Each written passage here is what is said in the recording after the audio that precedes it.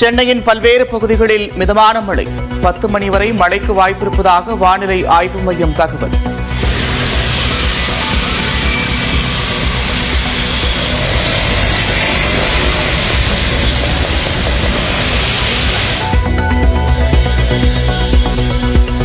ஆந்திர பிரதேசம் வட தமிழ்நாடு கடற்கரை இடையே நிலை கொண்டிருக்கக்கூடிய ஆழ்ந்த காற்றழுத்த தாழ்வு பகுதி அடுத்த 24 மணி நேரத்தில் இதே பகுதியில் வலுவிழக்கும் என்று இந்திய வானிலை ஆய்வு மையம் கணிப்பு.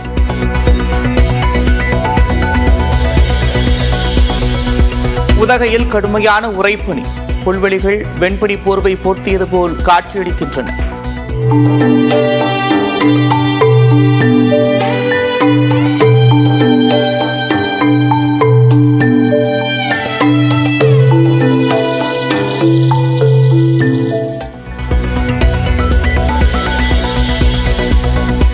ஐந்து மற்றும் 8ஆம் வகுப்புகளில் கட்டாய தேர்ச்சி முறை ரத்து என்று மத்திய அரசு அறிவிப்பு.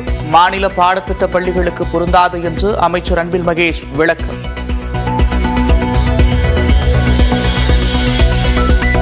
ஒரே நாடு ஒரே தேர்தல் மூலம் ஒரே தலைவர் ஒரே கட்சி என்று உருவாக்க பார்க்கிறது மத்திய பாஜக அரசு. சென்னை குளத்தூரில் நடைபெற்ற கிறிஸ்துமஸ் விழாவில் முதலமைச்சர் மு க ஸ்டாலின் விமர்சனம். டெல்லியில் நடைபெற்ற கிறிஸ்துமஸ் விழாவில் பங்கேற்ற பிரதமர் நரேந்திர மோடி சமூக நல்லிணக்கத்திற்கு ஏற்படும் இடையூறுகளை பார்க்கும்போது வேதனையடைவதாகவும் கருத்து.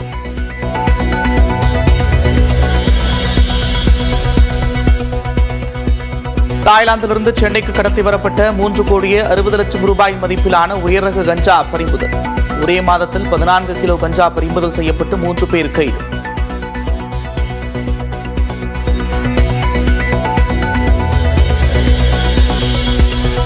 ராமேஸ்வரத்தில் தனியார் உடைமாற்றும் அறையில் ரகசிய கேமராக்கள். காவல்துறை நடத்திய ஆய்வில் 3 கேமராக்கள் சிக்கிய நிலையில் 2 கைது. சபரிமலை பெருவழி பாதை வழியாக அனுமதிக்கப்படும் பயண நேரம் நீட்டிப்பு. குக்குளி அழுதக்கடவு வழியாக கூடுதலாக 1 மணி நேரம் பக்தர்கள் அனுமதிக்கப்படுவார்கள் என்று இடுக்கி மாவட்ட ஆட்சியர் அறிவிப்பு.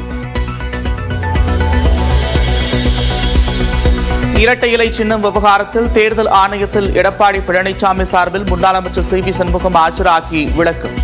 ஓபிஎஸ் தரப்பில் ஆஜரானார் வழக்கறிஞர் ராஜலட்சுமி.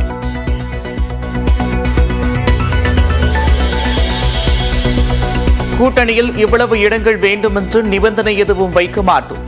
25 இடங்களை பெற வேண்டும் என்று வன்னியரசு கூறிய நிலையில் விடுதலை சிறுத்தைகள் கட்சியின் தலைவர் திருமாவளவன் விளக்கம். தொழில்நுட்ப கோளாறு காரணமாக சென்னை மெட்ரோ ரயில் சேவையில் பாதிப்பு.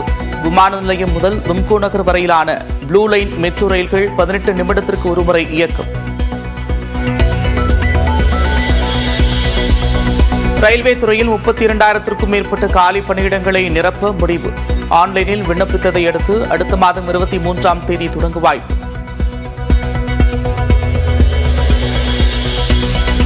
நெல்லை மாவட்டத்தில் கொட்டப்பட்ட மருத்துவ கழிவுகள் முழுமையாக அகற்றம்.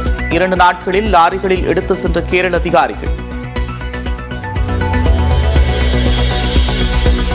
எல்லை தாண்டி மீன்பிடித்ததாக ராமேஸ்வரம் மீனவர்கள் 17 பேர் கைது. தனுஷ்கோடி தலைமன்னார் இடையே மீன்பிடித்த போது இலங்கை கடற்படை நடவடிக்கை. ஜம்மு காஷ்மீர் உள்ளிட்ட வட மாநிலங்களில் கடும் பனிப்பொழிவு.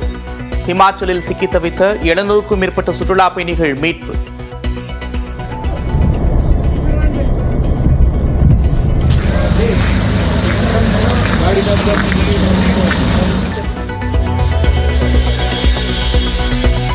ஜனவரி 8 கூடுகிறது ஒரே நாடு ஒரே தேர்தல் மசோதாவிற்காக அமைக்கப்பட்ட நாடாளுமன்ற கூட்டுக்குழு.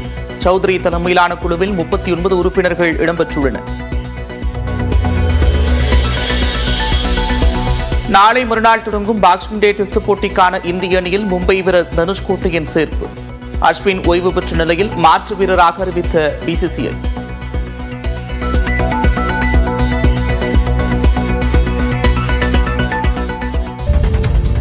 வெளிப்படைத்தன்மை கொண்ட தேர்தல் முறையை ஒழிக்கும் வகையில் தேர்தல் நடத்தை விதிகளில் செய்யப்பட்டுள்ள திருத்தத்தால் மக்களாட்சி மிக பெரும் அச்சுறுத்தலை எதிர்கொண்டிருப்பதாக முதலமைச்சர் மு.க.ஸ்டாலின் குற்றஞ்சாட்டியுள்ளார். இது தொடர்பாக அவர் எக்ஸ் பக்கத்தில் வெளியிட்டுள்ள பதிவில், ஹரியானா மாநில சட்டப்பேரவை தேர்தலின் போது வாக்குச்சாவடிகளில் பதிவான சிசிடிவி காட்சிகளை தாக்கல் செய்யும்படி ஹரியானா, பஞ்சாப் மாநில உயர்நீதிமன்றம் உத்தரவிட்ட நிலையில் சிசிடிவி பதிவுகளை பொது ஆய்வுக்குட்படுத்தப்படுவதை தடுக்கும் வகையில் மத்திய அரசு தேர்தல் விதிகளில் திருத்தம் கொண்டு வந்திருப்பதாக விமர்சித்துள்ளார். இதன் மூலம் அரசியலமைப்பு சட்டத்தின் அடிப்படை கூறுகளில் ஒன்றை அழித்திருப்பதாகவும் சாடியுள்ளார். பாஜக அரசின் பயம் ஹரியானா மாநில தேர்தலோடு நிற்கவில்லை என்று கூறியுள்ள முதலமைச்சர், மகாராஷ்டிரா மாநில தேர்தலில் பெற்ற பொய்யான வெற்றி தீவிரமான எதிர்ப்புக்கு ஆளாகியிருப்பதால் அடைந்துள்ள பதற்றத்தின் எதிரொலிப்பாகவே இது அமைந்திருப்பதாகவும் குறிப்பிட்டுள்ளார். தனது அமைப்பின் சுதந்திரத்துக்காக போராடுவதற்கு பதிலாக தேர்தல் ஆணையமும் பிரதமர் மோடி அரசின் அழுத்தத்துக்கு மனமுவந்து பணிந்திருப்பதும், நேர்மையான நியாயமான தேர்தல் எனும் தனது குழந்தையையே அது உருக்குலைத்திருப்பதும் அதிர்ச்சி அளிப்பதாக முதலமைச்சர் தெரிவித்துள்ளார்.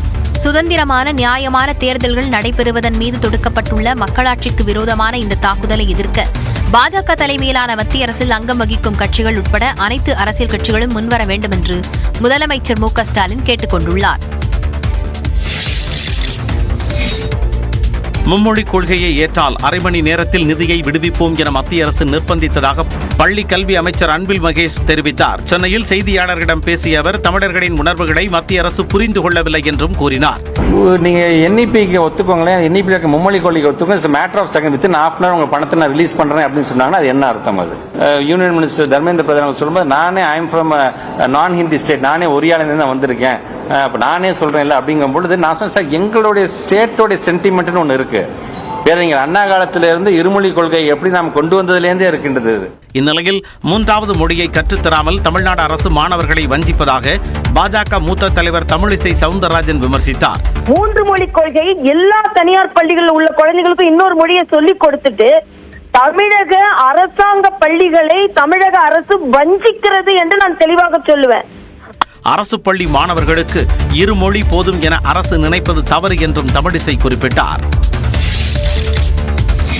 கல்வித்துறையை பொறுத்தவரை தமிழ்நாடு வஞ்சிக்கப்பட்டு வருவதாக கல்வியாளர் நெடுஞ்செழியன் கூறினார்.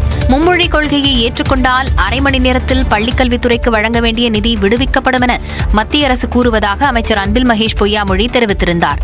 இதுகுறித்து நியூஸ் 18 தமிழ்நாட்டுக்கு பேட்டியளித்த நெடுஞ்செழியன், மக்கள் பிரதிநிதிகள் பாகுபாடின்றி செயல்பட வேண்டும் என்றார்.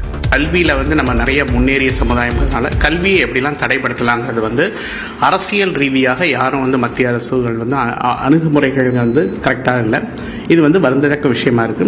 இது தொடர்பாக பேட்டியளித்த பாஜக மாநில துணைத் தலைவர் கருநாகராஜன், தமிழ்நாடுக்கு மத்திய அரசு எந்த நிதியையும் வழங்கவில்லை என்ற பிம்பத்தை தமிழ்நாடு அரசு உருவாக்குவதாக தெரிவித்தார். பிஎம்ஸ்ரீ ஸ்கூலுக்கு கூட மும்மொழி கொள்கைன்னு இல்லை, மூன்றாவது ஏதாவது 22 மொழிகள்ல ஒரு மொழி, உடனே அதை இந்தியில் கொண்டு வந்து லேசா கோர்ப்பாங்க. இதெல்லாம் தமிழகத்தில் நம்ம அவங்க கட்சி தொடங்கின காலத்திலிருந்து நம்ம பார்த்துட்டு இருக்க செயல். PM ஸ்ரீ பள்ளிகளுக்கென்று ஒதுக்கப்பட்ட நிதியை அதற்கு மட்டுமே ஒதுக்க முடியும் என்றும் அவர் கூறினார். BSNL தனது மொபைல் போன் வாடிக்கையாளர்களுக்கு 3 புதிய இணையதள சேவைகளை அறிமுகப்படுத்தியுள்ளது. புதுச்சேரியில் செய்தியாளர்களிடம் பேசிய BSNL தலைவர் மற்றும் நிர்வாக இயக்குநரான ராபர்ட் ரவி, வாடிக்கையாளர்களுக்கு இலவச தொலைக்காட்சி சேவை, தேசிய வைஃபை ரோமிங் மற்றும் ஃபைபர் இன்டர்நெட் தொலைக்காட்சி சேவைகள் அறிமுகப்படுத்தியிருப்பதாக கூறினார். BSNL இன்டர்நெட் டிவின்னு சொல்லிட்டு BSNL மொபைல் யூசர்ஸ் எல்லாருக்குமே ஃப்ரீ OTT சர்வீசஸ். நீங்க BSNL கஸ்டமர்ஸா இருந்தீங்கன்னா OTT சர்வீசஸ் ஃப்ரீயாவே கொடுக்கிறதுக்கு நீங்க ஸ்கீம் லான்ச் பண்ணிருக்கோம் த்ரூ நம்ம பார்ட்னர்ஸ் கூட. புதுச்சேரியில் BSNL நெட்வொர்க் அனைத்து பகுதிகளிலும் கிடைப்பதற்கு விரைவில் 100 கோபுரங்கள் அமைக்கப்படும் என்று அவர் கூறினார். 100 டவர் பண்றதுக்கு பாண்டிச்சேரிக்கு ஒதுக்கப்பட்டிருக்கோம். அடிஷனலா 100 டவர் ஏற்கனவே 130 இருக்கு. 130 இல்லாம இன்னொரு 100 டவர் போறதுக்கு போனோம். BSNL கட்டணம் ஒருபோதும் உயர்த்தப்படாது என்றும் உறுதியளித்தார்.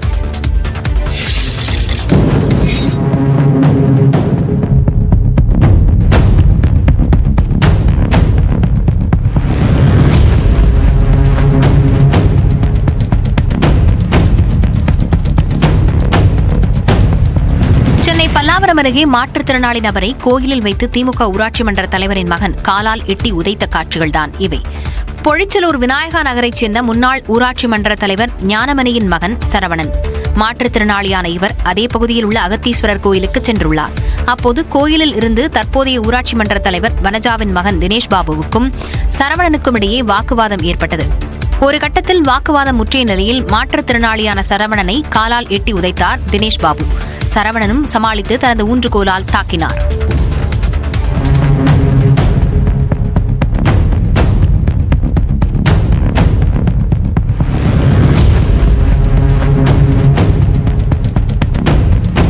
கோயில் வருமானத்தை பங்கிட்டுக் கொள்வது தொடர்பாக 3 குழுக்களிடையே பிரச்சினை இருப்பதாகவும் அதுவே சரவணன் தினேஷ் பாபு இடையிலான கைகலப்புக்கு காரணம் எனவும் அப்பகுதி மக்கள் கூறுகின்றனர். கோயிலில் நடந்த அடிதடி தொடர்பாக இந்து சமய அறநிலையத்துறை அதிகாரிகள் விசாரணை மேற்கொண்டு வருகின்றனர். நெய்வேலி அருகே சத்துணவு சாப்பிட்ட மாணவிகளுக்கு உடல்நல பாதிப்பு ஏற்பட்டது.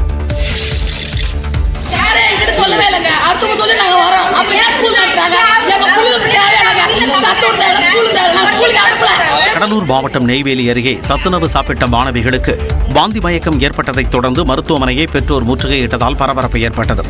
நெய்வேலி அருகே சோப்லாநத்தம் கிராமத்தில் உள்ள அரசு மேல்நிலைப் பள்ளியில் சுற்றுவட்டார பகுதிகளைச் சேர்ந்த சுமார் 250க்கும் மேற்பட்ட மாணவ மாணவிகள் படித்து வருகின்றனர். இந்நிலையில் பள்ளியில் நேற்று மதிய உணவு சமைக்கப்பட்டு மாணவர்களுக்கு கொடுக்கப்பட்டது. அந்த உணவை சாப்பிட்டுக் கொண்டிருந்த மாணவி ஒருவர் உணவில் புழு பூச்சிகள் கிடப்பதாக தலைமை ஆசிரியரிடம் தெரிவித்தார். பின்னர் உணவை சாப்பிட்ட மாணவிகளுக்கு வாந்தி மயக்கம் ஏற்பட்டதாக கூறப்படுகிறது. இதனைத் தொடர்ந்து பள்ளியில் உள்ள ஆசிரியர்கள் 108 ஆம்புலன்ஸ் மூலம் 5 மாணவிகளை வடலூரில் உள்ள அரசு மேம்படுத்தப்பட்ட சுகாதார நிலையத்திற்கு கொண்டு சென்றனர். அங்கு அவர்களுக்கு முதல் உதவி சிகிச்சை அளிக்கப்பட்டது. இதுகுறித்து தகவல் அறிந்த மாணவிகளின் பெற்றோர் மற்றும் கிராம மக்கள் மருத்துவமனையில் திரண்டு மருத்துவமனையை முற்றுகையிட்டனர். தகவல் அறிந்த வடலூர் காவல் நிலைய காவலர்கள் மருத்துவமனைக்கு வந்து பெற்றோரிடம் சமாதான பேச்சு நடத்தினர். மேலும் மாணவிகளை மேல் சிகிச்சைக்காக கடலூர் மாவட்ட அரசு தலைமை மருத்துவமனைக்கு அனுப்பி வைத்தனர்.